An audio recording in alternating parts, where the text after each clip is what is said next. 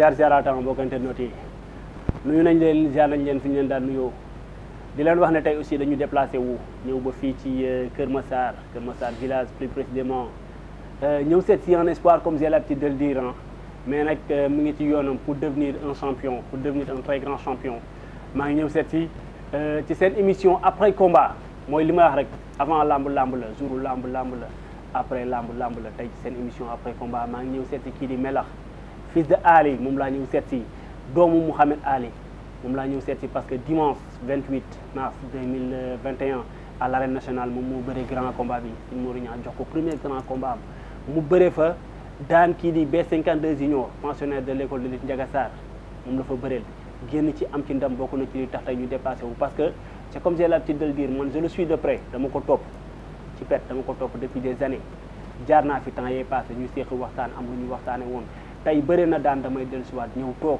ñu waxtaan damay wax sama gars yi xàmmee leen ko ràññee leen ko bàyyi leen xel bu baax a baax kii di Melax fils de Ali parce que kafu ci réewu ci mi ngi ci yoonam di bëree mi ngi ci yoonam di ko ñafe parce que dafa ñeme entraînement mën na bëree loolu mën naa ne wax ju yàqu la parce que buñ ne doomu Mouhamed Ali kooku bu mënee bëree wàcc na yéen a ngi may dégg xàmmee leen ko ràññee leen ko bàyyi leen ko xel bu baax a baax seen émission après combat tey maa ngi seet ci kii di Melax fils de Ali Melax maa lay ziar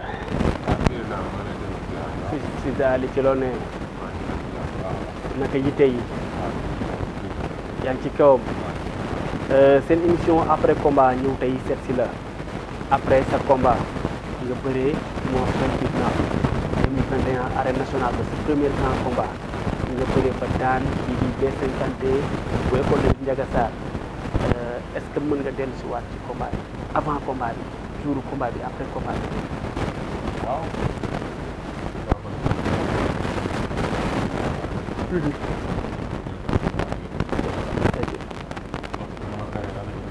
aha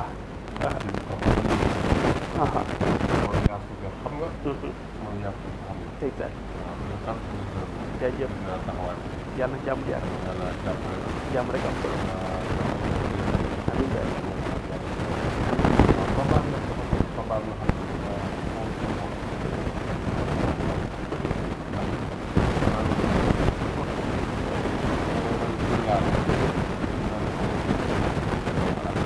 dañ ca war a nekk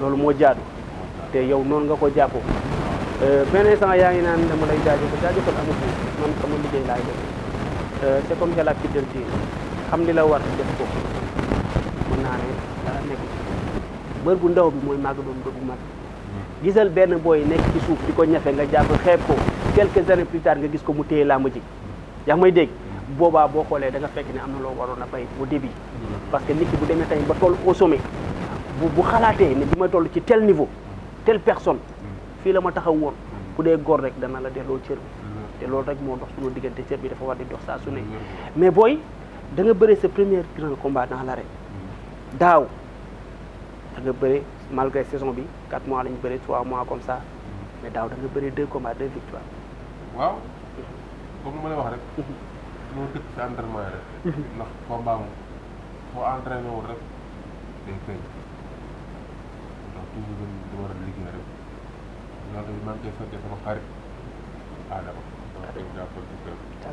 d'accord Ada mene Ada président fans club bi maa ngi koy gërëm xam nga tax seetaan ma benn yoon quoi parce que am na yenn mbir yi nga xam ni maanaam dañ ma solo mooy ñàkk am ñàkk taxawaay tey jii Ada bi bokk na ñu ma gën a motivé pour may dem entraînement chaque jour parce que da lay gën di motiver saa su ne aussi yemul ci loolu mbëkkante nañ salle musculation ma gis ko mu taxaw des fois booy dem salle musculation day ànd ak yow day ànd ak man dama accepté su ma def lu yoon wala ma gaaw a sonn sax mu dem ko xam nga loolu pour yére rek moo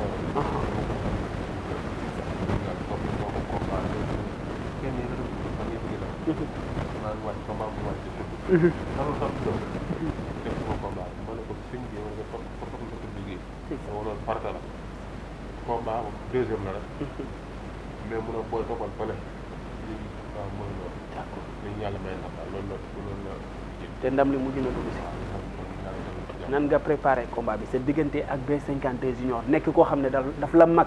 waaw magee la lu bari mag la ci lu bari yaa ngi may dégg nga bëri ak moom sa premier grand combat.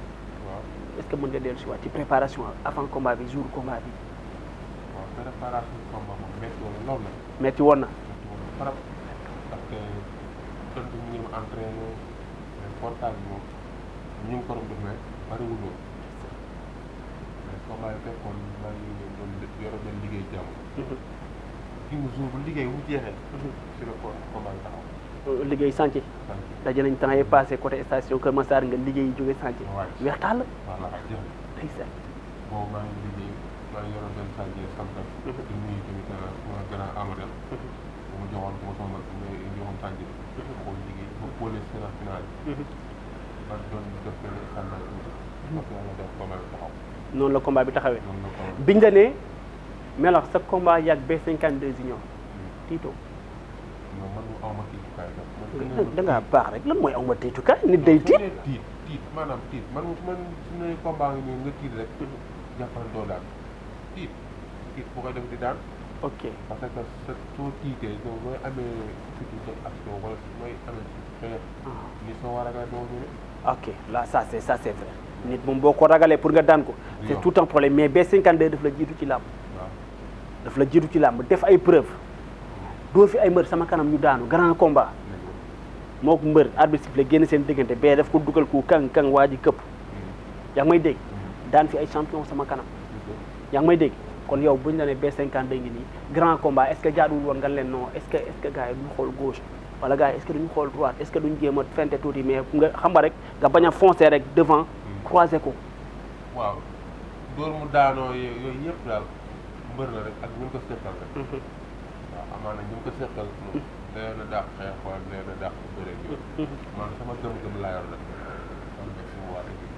ñu taxaw ma man ànd ak suma gëm-gëm ndax tamit nee nañu ab sëriñ sax suy ngéem nee na pour neex a ngéem mooy ku mën bëre. waaw am doole. am fit kooku moo neex a ngéem. mais soo ngéembee nga xam ne amul fit mënul bëre. di def dara yow sëriñ bi moom surtout mbër mi lay seen doole. ok da lay gàcceel. booy sa combat B52 taxaw ñaata séance nga doon entraîné avant. man parce que ci 2 semaines la tax la. 2 semaines ok ok. kon 2 semaines yooyu 2 séances la mooy la. 2 séances nga daan def chaque jour. matin soir. matinée laaloo weñ defoo musculation. matinal bi foo daan dem. matinal dama daan daw ba côté Lac bi. waaw. foofu laa doon def parce que dafa jëm. mais ci ndaw lu bëri. ma demee physique charge tànk yi. paas ngoon gi. ngoon gi ma dem kontaan. d'accord noonu daal laa jàppee. noonu nga ko jàppee ba jour combat bi nga dugg ci stade war a bëre sa premier grand combat déjà bi nga fii jóge di dem amoo pression. dëgg fa yàlla man mosuma dem combat di am pression. bi nga duggee stade amoo pression. yàlla xam na ni mosuma dugg stade di am pression. amoo arrière pensée xalaatoo est-ce que dara xam nga lu may gëm dama ñëw daan tey sama bés. loolu nga indi. loolu laa bi ngay dugg stade li nga duggaale mooy dama ñëw bëri damay bëree daan ñibbi. waaw loolu laa indi dëgg fa yàlla mosuma def bëri naan tey moom it def naa daan ak déedéet ma gëm ni damay daan. d'accord bi ngay tuus gis naa fa booy nga tuus lu rëy. waaw lépp gëm-gëm la rek ak confiance. booy li nga dem. li nga dem waaw voilà jëm si waalo bi. xam nga ñu moom ay waalo. suñu mënul dagga ñi moom. voilà kon xam nga ni gis naa la. booy li nga fa dagga booy. dagga ñi moom mënuñu ko ñàkk mën moom. ndeysaan. parce que ay waalo xam nga sa yaay si nekk waalo sa baay nekk waalo. xam nga say cosaan yëpp nekk waalo. ngay juddoo si yàlla màggee.